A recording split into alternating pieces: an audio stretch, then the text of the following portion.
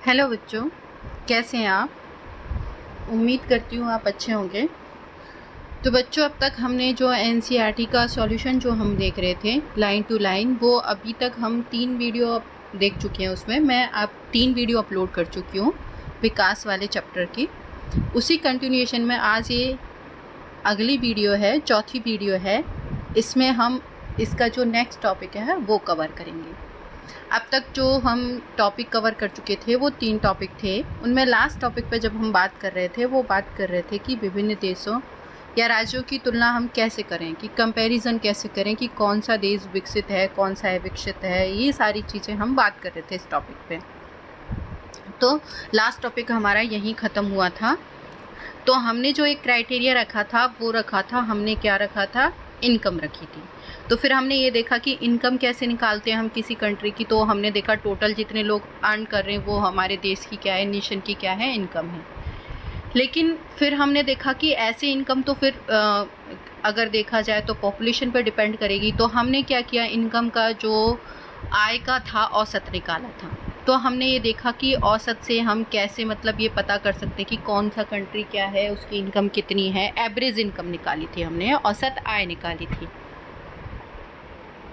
तो अब उसमें देखेंगे, उसी कॉन्टेक्स्ट में देखेंगे कि जो औसत आय है वो एक कह सकते हैं कि आदर्श स्थिति है। मतलब कुछ चीज़ें कंपैरिजन में तो ठीक है, यूज़फुल है, उपयोगी है, लेकिन क्या है वो कई सारी असमानताएं हैं उनको छुपा देती है।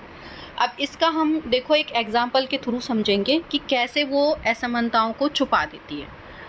देखो, जब हम जो एवरेज इनकम निकालते हैं, औसत आय निकालते हैं, तो हम क्या करते हैं, टोटल नंबर ऑफ जो इनकम है कि पूरे देश की इनकम और टोटल नंबर ऑफ हमारी जो पॉपुलेशन है वो डालते हैं। हमें पता चल जाता है कि एक एवरेज इंसान इतना कमा रहा है, ठीक है। लेकिन क्या ये रियलिटी है?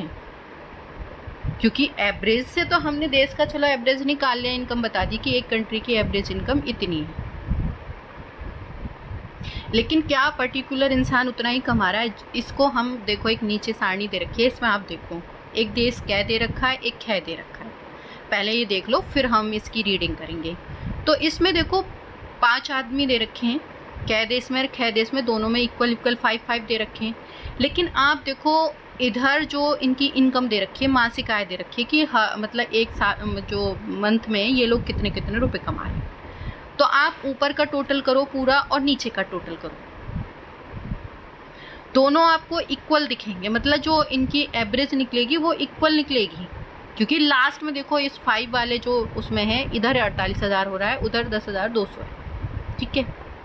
यहाँ इधर मतलब डिफ्रेंशिएशन है कि इतना इतना इतना। यहाँ आप देखोगे 500 हो रहा है, फिर इधर 48,000, सीधा एक ही कमा रहा है। तो इस देश की इनकम इस तरह से, उस देश की इनकम। लेकिन अगर हम दोनों को रखेंगे क्राइटेरिया में तो दोनों का जो एवरेज है एक निकल के आएगा। दोनों ही, जैसे अगर हम विकसित में रख रहे हैं इनकम के अकॉर्डिंग तो विकसित में आएंगी, और अगर विकासशील में रख रहे हैं तो विकासशील में आएंगे दोनों। तो यहाँ आप देखो कि जो एवरेज इनकम है वो आपकी कुछ असमानताएं उनको छुपा देती है, कि मतलब आपको आपकी जो गरीबी वगैरह है, इस गरीबी है इसको छुपा देगी। आप इसमें देखोगे कि जो ये 4 जो लोग हैं वो क्या हैं, गरीब हैं, क्योंकि वो 500 और अकेला एक 5वां जो बंदा है वो 48,000 कमा रहा है, इट मीन्स वो अमीर है। तो यहाँ डिफ्रेंशिएशन बहुत ज़्यादा है, गरीब और अमीर में अंतर बहुत ज़्यादा है। ऊपर आप देखोगे कि ज़्यादा अमीर भी नहीं है लोग, ज़्यादा गरीब नहीं है, मतलब इक्वल है आपस में, कोई ज़्यादा गरीब नहीं है, कोई ज़्यादा अमीर नहीं है। तो इससे तो अच्छा कै वाले होंगे। उदाहरण के लिए 2 देश कै और खे पर विचार करते हैं। सरलता के लिए हम मानते हैं कि प्रत्येक देश में 5 निवासी हैं। ये एक एग्जाम्पल है बेटा, कि ये बताने के लिए कि जो औसत आय है वो हमारी असमानताओं की जानकारी हमें नहीं देता, उनको क्या कर लेता है, छुपा लेता है।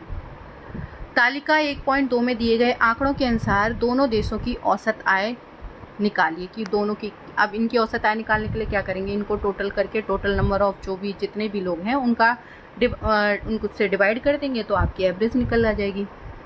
क्या आप इन दोनों देशों में रहकर समान रूप से सुखी होंगे? क्या दोनों देश बराबर विकसित हैं? शायद हमें तो कुछ लोग देश खे में रहना पसंद करेंगे अगर हमें यह आश्वासन ना हो कि हम उस देश के 5वें नागरिक होंगे। लेकिन अगर हमारी नागरिकता संख्या लॉटरी के द्वारा निश्चित होती है तो शायद हमें ज़्यादातर लोग देश क में रहना पसंद करेंगे। ऐसा इसलिए क्योंकि यद्यपि दोनों देशों की जो औसत आय है वो एक समान है, देश क के लोग ना तो बहुत अमीर हैं ना ही बहुत गरीब, जबकि देश ख के ज़्यादातर नागरिक क्या हैं, गरीब, और एक व्यक्ति बहुत अमीर है। इसलिए यद्यपि औसत आय तुलना के लिए उपयोगी है, लेकिन इससे यह पता नहीं चलता कि आय लोगों में किस प्रकार वितरित है। वितरित मतलब बटी हुई है। मतलब औसत आय ये तो उपयोगी है देश की इनकम बताने के लिए, लेकिन इस ये नहीं बता सकती कि लोग वहाँ कितने, मतलब कौन किसकी आय कितनी है, लोगों में आय किस तरह से बटी हुई है। यहाँ इसको और एग्जाम्पल देके बताया कि इधर ये जो कंट्री दे रखा है, देखो इसमें सबको इक्वली इनकम बांटी, इसीलिए यहाँ पर कोई गरीब नहीं है, सब इक्वल हैं, अमीर हैं। देखो उसने लिखा हुआ है कि हमने कुर्सियों को बनाया और इनका उपयोग भी हम कर रहे हैं, लेकिन आप इधर देखोगे कि गरीब हैं वो अलग, 2 कुर्सियों पे 4 लोग हो रहे हैं और इधर एक अकेला अमीर है। तो ये वही हुआ कि गरीब जो हैं वो कम, मतलब कम अर्न करते हैं, और फिर अमीर अकेला उतना ही हिस्सा कमा रहा होता है। तो यहाँ अगर हम औसत निकालें तो इक्वल होगा दोनों का, लेकिन अंतर क्या होगा दोनों में? अंतर ये होगा कि इसमें गरीब होंगे और अमीर होंगे, दोनों में अंतर बहुत होगा। इधर आपको गरीब विहीन दिखेगा, विहीन मतलब गरीबी से रहित, और इधर अमीर होंगे, मतलब अमीर से विहीन, मतलब इक्वल लोग नज़र आएंगे। ये इसके कुछ क्वेश्चन आंसर हैं, कुछ एक्टिविटी हैं, इन्हें बेटा इन जो अब तक की जो हमने नॉलेज गेन करी है उसके आधार पर इनके आंसर दे लेना। नहीं आए तो कमेंट बॉक्स में आप मुझे डाल दीजिएगा, मैं क्वेश्चन आंसर आपको इसके डाल दूंगी। वैसे मैंने इस चैप्टर के जो क्वेश्चन आंसर हैं वो अपलोड कर दिए हैं, एक वीडियो है, शॉर्ट वीडियो उसमें डले हुए हैं, और अगर वहाँ से भी नहीं आए समझ में तो टेलीग्राम पे चैनल है, उस पर डला हुआ है PDF, आप वहाँ से वो देख सकते हैं, मैं लिंक नीचे डिस्क्रिप्शन में दे दूँगी। अब जिस तरह से हमने देखो एक इंडिविजुअल के लिए देखा था कि जो डेवलपमेंट है उसके गोल अलग अलग होते हैं, फिर हमने ये डिसाइड किया कि कैसे, मतलब हम देखें कि क्या क्या लक्ष्य होते हैं, तो उनमें हम एक इनकम भी देखा था, आय भी देखा था। ऐसे अब हम कंट्री के कॉन्टेक्स्ट में देखेंगे तो यहाँ आय और अन्य मापदंड उसमें भी होंगे। जब हम इंडिविजुअल में देख सकते हैं, व्यक्तिगत रूप में देख सकते हैं, तो देश के उसमें भी तो देखेंगे ना कि क्या सिर्फ इनकम ही सब कुछ होती है। देश का अगर विकास है, हमारे पास पैसा है, तो क्या देश विकसित माना जाएगा? ऐसे तो आप अरब कंट्रियों को ले लो, बहुत वहाँ पर मतलब तेल के कुएं हैं, बहुत कुछ, मतलब इस हिसाब से तो वो बहुत अमीर होने चाहिए, लेकिन वो नहीं है। वहाँ डेवलपमेंट इतना नहीं है, वहाँ पे महिलाओं के साथ मतलब इस तरह से वो इतनी डेवलप्ड नहीं है, उस तरह से उनको फ्रीडम नहीं दी जाती, वहाँ और भी सारी चीज़ें हैं। तो क्या हम उनको विकसित मान लेंगे? बिल्कुल नहीं। यहाँ कुछ एग्जाम्पल भी दे रखे हैं, अभी आपको मतलब कुछ स्टेट के एग्जाम्पल दिए जाएंगे। जैसे आप एक ये तालिका देखो, जो यहाँ आपको 3 स्टेट दे रखे हैं, हरियाणा, केरल और बिहार। यहाँ 2018 और 19 का डाटा दे रखा है, उसमें दे रखा है इनकी प्रति व्यक्ति आय रूपों में, ठीक है। तो ये इनकम दे रखी है, आप यहाँ देखोगे सबसे ज़्यादा जो इनकम है हरियाणा की है, हरियाणा का प्रति व्यक्ति बहुत ज़्यादा कमा रहा है, उसके बाद केरल है, फिर बिहार है। तो यहाँ आप देखोगे कि केरल मतलब हरियाणा ऊपर है सबसे, ठीक है। लेकिन अब देखो यहाँ ये इनकम के आधार पर हरियाणा अमीर है, लेकिन ऐसे ही एक नीचे ये दूसरी जो आपको दे रखी है इस सारणी को अब देखो। अब यहाँ अगर और लक्ष्य देखते हैं हम डेवलपमेंट के, जैसे शिशु मृत्यु दर प्रति 1000 व्यक्तियों पे, साक्षरता दर, निवल उपस्थिति अनुपात, ये सारी चीज़ों में क्या कौन आगे है? जैसे हरियाणा है, हरियाणा में शिशु मृत्यु दर 30 है, केरल में 7 है, बिहार में 32 है। इधर साक्षरता दर देखो, हरियाणा में 80 है, केरल में 96 है और बिहार में 71 है। इधर उपस्थिति देखो 67 है हरियाणा में, केरल में 77 है और बिहार में 55। अब आपको ये समझ में नहीं आ रहा होगा कि ये शिशु मृत्यु दर क्या है, साक्षरता क्या है, निवल उपस्थिति क्या है, ये क्या है, ये सब मतलब इसमें ऊपर रहने से क्या होता है। तो ये मैं आपको एक्सप्लेन करूँगी, फिर आपको समझ में आएगा कि पैसा ही सब कुछ नहीं होता, और भी बहुत सारी चीज़ें मायने रखती हैं, कि एक क्राइटेरिया हम पैसे को लेकर ही नहीं चल सकते, और भी चीज़ें होती हैं। जब हमने व्यक्तिगत आकांक्षाओं और लक्ष्यों को देखा तो पाया कि लोग केवल बेहतर आय के बारे में नहीं सोचते, बल्कि वे अपनी सुरक्षा, दूसरों से आदर और सम्मान का व्यवहार पाना, आज़ादी इत्यादि जैसे लक्ष्यों के बारे में भी सोचते हैं। इसी प्रकार जब हम किसी देश या क्षेत्र के बारे में सोचते हैं तो इस औसत आय के अतिरिक्त अन्य महत्वपूर्ण लक्ष्य के विषय में भी सोचते हैं कि जिस तरह से हमने व्यक्तिगत रूप में चीज़ें देखी थी कि हमने सेफ्टी देखी थी, हमने इक्वालिटी देखी थी, फ्रीडम देखी थी, रिस्पेक्ट देखा था, तो उसी तरह हम जब व्यक्तिगत के उसमें देख सकते हैं तो हम कंट्री के उसमें क्यों नहीं देख सकते कि कंट्री में भी तो हम जब क्षेत्र या किसी देश के बारे में सोचेंगे तो आय के अलावा और महत्वपूर्ण लक्ष्य भी तो देखेंगे कि सिर्फ आय ही नहीं देखने की कोई देश कब डेवलप होगा, जब उसकी इनकम ज़्यादा होगी, नहीं, उसकी और चीज़ें बेहतर होंगी तब वो डेवलप करेगा। ये विशेषताएं क्या हो सकती हैं? अब ये जो विशेषताएं हैं वो क्या हो सकती हैं कि ऐसी कौन सी जो विशेषताएं हैं जिनमें हम बेहतर कर सकते हैं या इनकम के बराबर इम्पोर्टेंट हैं। इसका निरीक्षण हम एक उदाहरण के द्वारा करते हैं। तालिका 1.3 हरियाणा, केरल और बिहार की प्रति व्यक्ति आय दर्शाती है। वास्तव में ये आंकड़े वर्ष 2018-19 की वर्तमान कीमतों पर प्रति व्यक्ति निवल राज्य घरेलू उत्पाद के हैं। निवल राज्य घरेलू उत्पाद मतलब जो हमारा जीडीपी है, मतलब जितना देश का जो सकल घरेलू उत्पाद होगा, ज़्यादा होगा प्रति व्यक्ति, उतना ही वो जो स्टेट है वो डेवलप्ड होगा, विकसित होगा। अभी हम इस जटिल शब्द का क्या वास्तविक अर्थ है उसे छोड़ते हैं कि मतलब जो सकल घरेलू उत्पाद क्या है ये हम बाद में एक्सप्लेन करेंगे। मोटे तौर पर हम इसे राज्य की प्रति व्यक्ति आय मान सकते हैं कि जो सकल घरेलू उत्पाद है वो क्या होता है, एक तरह से राज्य की प्रति व्यक्ति आय होती है कि जैसे मेरी जो आय है वो मेरे देश की आय है। हम देखते हैं कि इन 3 राज्यों में हरियाणा की प्रति व्यक्ति आय सबसे अधिक है और बिहार सबसे पीछे है। इसका अर्थ है कि औसतन हरियाणा में एक व्यक्ति एक वर्ष में 2,36,147 रुपये कमाता है, जबकि बिहार में औसतन वह केवल 40,982 रुपये कमा पाता है। इसलिए अगर विकास के मायने के लिए प्रति व्यक्ति आय का प्रयोग किया जाए तो तीनों राज्यों में हरियाणा सबसे अधिक और बिहार सबसे कम विकसित राज्य माना जाएगा। अब हम इन तीनों राज्यों के कुछ और आंकड़ों पर नज़र डालते हैं जो तालिका 1.4 में दिए गए हैं। अभी ये मैंने आपको इंडेक्स दिखाई थी कि इनमें आपने देखा होगा जो निवल उपस्थिति अनुपात है वो 100 व्यक्तियों पर देखा जाता है, साक्षरता दर है वो भी 100 पे देखी जाती है और शिशु मृत्यु दर है वो 1000 पे देखा जाता है, 1000 पे देखा जाता है। इस इंडेक्स के नीचे जो आपको तालिका दे रखी है उसके नीचे आपको ये तीनों दे रखा है और ये तीनों ही वेरी इम्पॉर्टेंट पॉइंट हैं। ये क्या है होंगे आपके जो पॉइंट हैं वो वन लाइनर में भी पूछे जा सकते हैं और इन 2 या 3 को आपस में देके वो एक्सप्लेन करने के लिए भी बोल सकते हैं आपसे। तो ये एक तरह से बहुत ही इम्पॉर्टेंट हैं तीनों और ये क्वेश्चन आते ही आते हैं, ये इम्पॉर्टेंट हैं।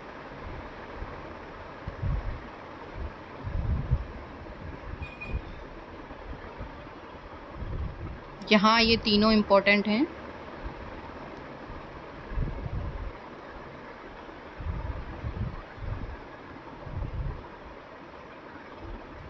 इनको आप अंडरलाइन कर लेना, अभी मैं एक्सप्लेन करती हूँ इसको। ये तीनों ही चीज़ें इंपॉर्टेंट है, इसमें और भी पॉइंट है ऐड होंगे नेक्स्ट में और मैं तीनों को एक्सप्लेन करूँगी, आप इनको अंडरलाइन करिएगा।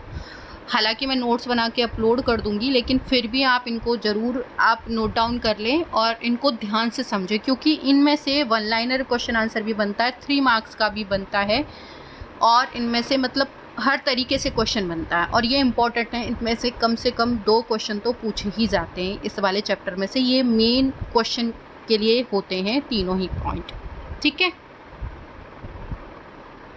अब देखो शिशु मृत्यु दर क्या होती है। शिशु मृत्यु दर होती है कि किसी वर्ष में पैदा हुए 1000 जीवित बच्चों में से 1 वर्ष की आयु से पहले मर जाने वाले बच्चों का अनुपात दिखता है कि क्या होता है शिशु मृत्यु दर की, जो मतलब 1 साल में पूरे देश में मतलब या हम जब स्टेट की बात कर रहे हैं तो उस स्टेट में, ठीक है, तो यहाँ हम स्टेट के कॉन्टेक्स्ट की बात कर रहे हैं क्योंकि हमने राज्य की बात कर रहे हैं। तो किसी राज्य में जैसे 1000 जीवित बच्चे हैं वो 1 वर्ष में, जो मतलब 1 साल तक होने में उसमें जीवित बच्चे हैं, उनमें से 1 वर्ष की आयु से पहले कि वो 1 साल के होने से पहले कितने उसमें मर रहे हैं, मतलब कितने बच्चे 1 साल के होने से मर गए, मतलब होने से पहले ही मर गए, तो वो बच्चों का अनुपात दिखाया जाता है कि 1 साल कंप्लीट नहीं करने से पहले ही वो क्या है, मर गए। तो वो शिशु मृत्यु दर है वो कहाँ ज़्यादा है, देखो हरियाणा में। तो ये तो अच्छी बात नहीं है कि हमारे पास पैसा और पावर होने के बावजूद भी हम अपने बच्चों को नहीं बचा पा रहे, तो ये कोई हम विकसित तो नहीं कहलाएंगे, डेवलप तो नहीं कहलाएंगे। लेकिन आप वहीं देखो कि ये अनुपात केरल में तो सिर्फ 7 ही है। इसका मतलब वहाँ तो 1000 बच्चों पे सिर्फ 7 ही बच्चों की डेथ हो रही है। वो तो फिर इसका मतलब तो केरल डेवलप्ड है, केरल को तो ऊपर आना चाहिए इसमें। आप बिहार का देखो, बिहार में तो 32 लोग हैं। अब आ जाते हैं दूसरा पॉइंट, साक्षरता दर। साक्षरता दर क्या होती है कि 7 वर्ष और उससे अधिक आयु के लोगों को में साक्षरता का अनुपात, कि जो 7 साल से लेकर उससे ऊपर के जितने भी लोग हैं जिनको पढ़ना लिखना आता है उनको हम साक्षर बोलते हैं। तो उसकी दर कितनी है किस स्टेट में, कि कितने % लोग पढ़े लिखे हैं 7 साल से लेके और जितनी भी एज है उससे अबव। तो आप देखोगे ऐसे लोगों की जो हरियाणा में है वो तो 80% है, लेकिन केरल में तो 96% है। ये तो अच्छी बात है कि ज़्यादा है केरल में पढ़े लिखे लोग। बिहार में तो और भी कम है 71। तो अब बिहार कौन सा हो, केरल क्या होना चाहिए, टॉप में होना चाहिए। हरियाणा के पास तो इनकम में तो टॉप है, लेकिन अब यहाँ देखोगे इस हिसाब से तो डेवलप्ड कौन दिखा रहा है, केरल दिखा रहा है।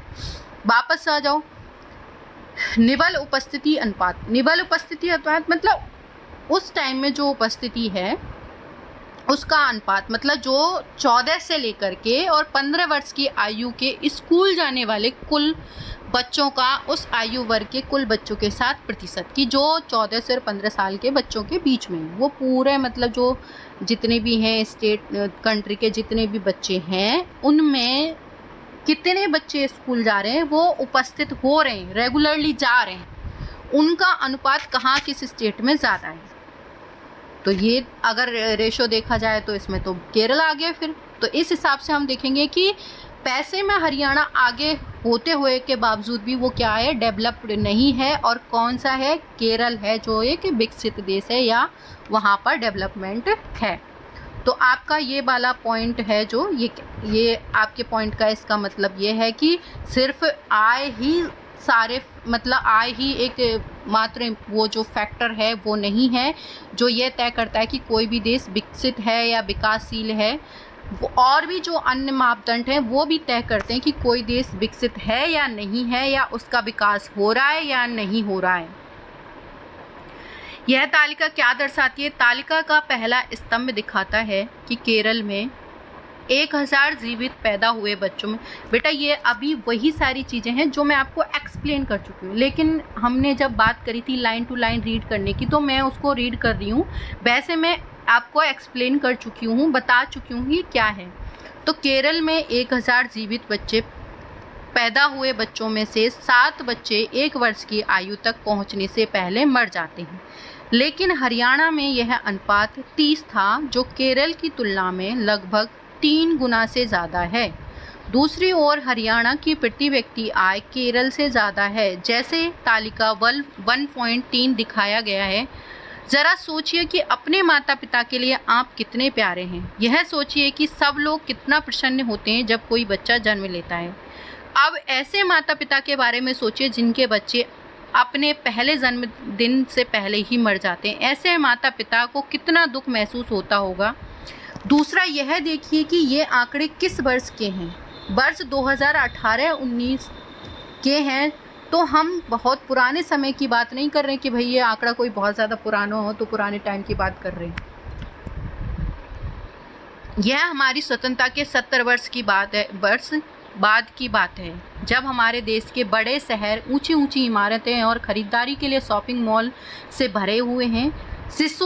समस्या शिशु मृत्यु दर पर समाप्त नहीं हो जाती, कि मतलब प्रॉब्लम यहीं ख़त्म नहीं हो जाती। तालिका 1.4 का अंतिम स्तंभ दिखाया कि बिहार के लगभग आधे बच्चे 8वीं कक्षा के बाद स्कूल नहीं जा रहे हैं, मतलब आधे से ज़्यादा आधे बच्चे कम से कम स्कूल नहीं जा पा रहे हैं, जो 8th क्लास के बाद सिर्फ 8th क्लास तक पढ़ते हैं। अर्थात यदि आप बिहार के किसी स्कूल में पढ़ते हैं तो आपकी प्रारंभिक शिक्षा के लगभग आधे से अधिक बच्चे गायब होते हैं। जिन बच्चों के स्कूल में होना चाहिए वे वहाँ नहीं होते। अगर ये आपके साथ होता है तो आप अभी यह सब पढ़ नहीं पाते, और जो पढ़ रहे हैं, मतलब अभी अगर आपके साथ ऐसा हो रहा है तो ये जो आज आप पढ़ रहे हो, जो पढ़ाई कर रहे हो, वो पढ़ नहीं पाते आज के। जब आप पढ़ोगे नहीं तो कैसे पढ़ पाओगे। अब ये सारी चीज़ें हैं, ये टॉपिक हमारा यहाँ पर जो ये वाला टॉपिक है कि आय और अन्य मापदंड। इसके बाद हमारा जो टॉपिक आता है वो आता है सार्वजनिक सुविधाएं। हमने इस टॉपिक में ये कवर कर लिया था आय और अन्य मापदंड में कि हमारे इनकम के साथ साथ और भी जो फैक्टर हैं वो इम्पॉर्टेंट हैं, या अन्य मापदंड हैं वो भी इम्पॉर्टेंट हैं। अगर हम उनमें आगे हैं तो ही हम डेवलपमेंट में माने जाएंगे, अदरवाइज हम डेवलप नहीं कर रहे हैं। हमारी इनकम अधिक होने से कुछ नहीं होता। अब है सार्वजनिक सुविधाएं, कि ये जो सार्वजनिक सुविधाएं, ये अब आप सोचोगे कहाँ हम डेवलपमेंट की बात कर रहे थे और ये सार्वजनिक सुविधाएं ये कैसे आ गए। देखो कहीं ना कहीं जो सार्वजनिक सुविधाएं हैं वो हमारे डेवलपमेंट से ही जुड़ी हुई हैं। सार्वजनिक मतलब सभी के लिए जो सुविधाएं हैं वो अवेलेबल कराना, मतलब सबके हित में, जो सभी के साथ मिलके जो सुविधाएं मिलती हैं। तो सार्वजनिक सुविधाएं प्रोवाइड कौन करवाता है? गवर्नमेंट वगैरह हमारी जो सब मिलके प्रोवाइड करवा रहे हैं उसे हम सार्वजनिक कहते हैं। कोई चीज़ व्यक्तिगत होती है वो तो इंडिविजुअल हम खुद कर रहे होते हैं, वो चीज़ें होती हैं। लेकिन सार्वजनिक में मतलब सभी के द्वारा या सभी के लिए की जाती है। ऐसा क्यों है कि हरियाणा में औसत व्यक्ति की आय केरल के औसत व्यक्ति की आय से अधिक है, लेकिन इन महत्वपूर्ण क्षेत्रों में वह केरल से पीछे? कि ऐसा क्या क्यों है कि केरल में जबकि देखा जाए तो औसत प्रति व्यक्ति आय कम है, मतलब इनकम कम है वहाँ पर लोगों की, लेकिन फिर भी वो जो हरियाणा है उसकी आय अधिक होने के बावजूद भी वो केरल से पीछे क्यों है? इसका कारण यह है कि यह आवश्यक नहीं है कि जेब में रखा रुपया वे सब सुविधाएं और सेवाएं खरीद सकता है जिनकी आपको एक बेहतर जीवन के लिए आवश्यकता हो सकती है।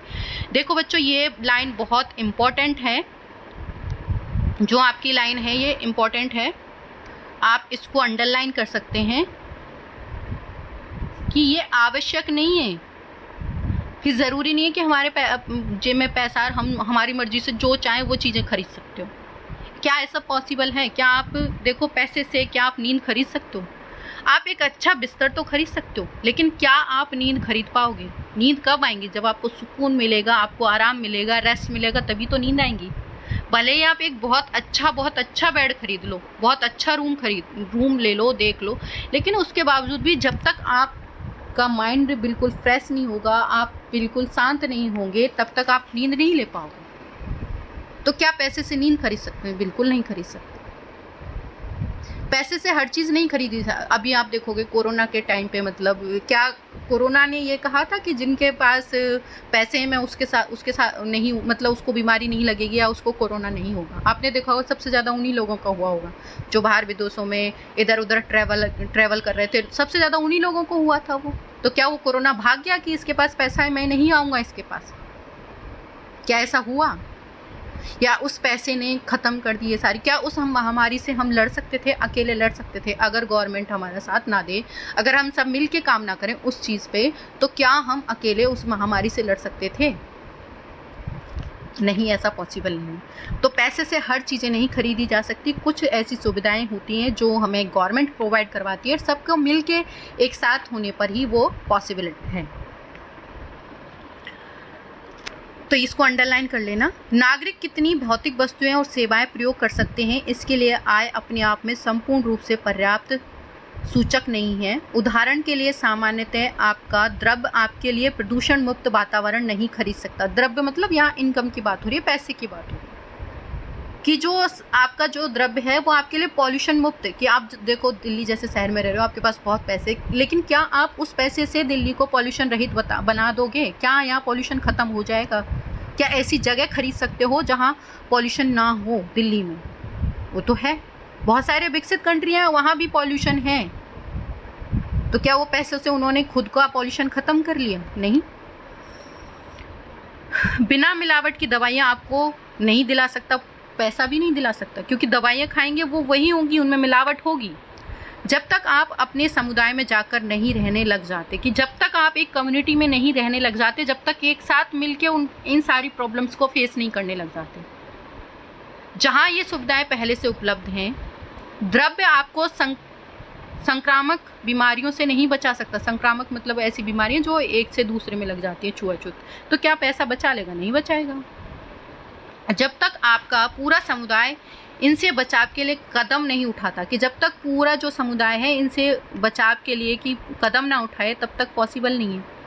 वास्तव में जीवन में बहुत सी महत्वपूर्ण चीज़ों के लिए सबसे अच्छा और सस्ता तरीका इन वस्तुओं और सेवाओं को सामूहिक रूप से उपलब्ध कराना है। कि ये सारी चीज़ें हम कब अचीव कर सकते हैं? जब हम ये सेवाएं एक सामूहिक रूप से उपलब्ध कराएं, सभी के लिए हों, एक साथ हों, मिलके हों।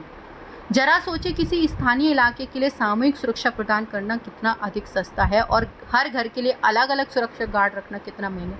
अब आप सोच लो, किसी एक सोसाइटी में रह रहे हो, तो अगर वहाँ पूरी सोसाइटी मिलके 1 या 2 गार्ड रख दे, जो भी मेन गेट है उन पे गार्ड रख दिए उन्होंने, जहाँ जहाँ मेन जगह है 2 या 3 गार्ड में काम चल जाएगा, पूरी सोसाइटी उसको पे करेगी तो लोड नहीं आएगा। लेकिन अगर आप वही काम इंडिविजुअल करो कि उस सोसाइटी में आपको अपने घर की सेफ्टी चाहिए, तो आपको 3 या 4 गार्ड खुद रखने पड़ जाएंगे आपके घर के चारों तरफ, और आप अकेले पैसे देने वाले उनको, तो महंगा पड़ा ना।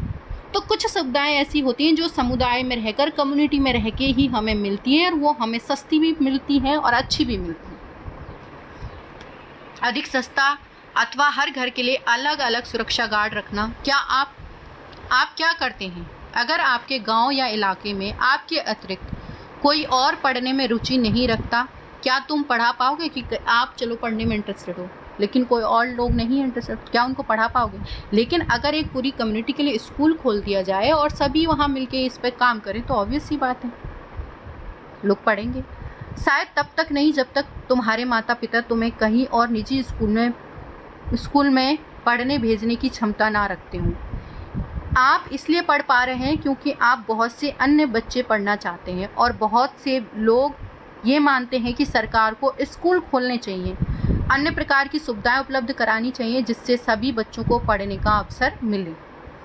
अभी भी बहुत से क्षेत्रों में बच्चे, मुख्य रूप से लड़कियां, उच्च विद्यालय शिक्षा की नहीं ले पाती हैं, क्योंकि सरकार समाज से उनके लिए पर्याप्त सुविधाएं उपलब्ध नहीं कराई। कि मतलब बहुत सी एजुकेशन नहीं मिल पा रही लड़कियों को, क्योंकि गवर्नमेंट ने जो फैसिलिटीज़ हैं, जो सार्वजनिक सुविधाएं ठीक से उपलब्ध नहीं कराई, इसलिए नहीं हो पा रहा।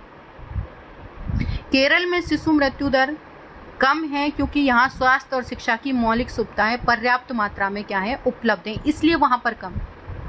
इसी प्रकार कुछ राज्यों में सार्वजनिक वितरण प्रणाली जो है वो ठीक प्रकार से कार्य कर रही है, कि वो अच्छे से अपना काम कर रही है, ठीक से बांट रही है, जो अपनी सार्वजनिक जो भी पॉलिसीज़ हैं उनको फॉलो कर रही है।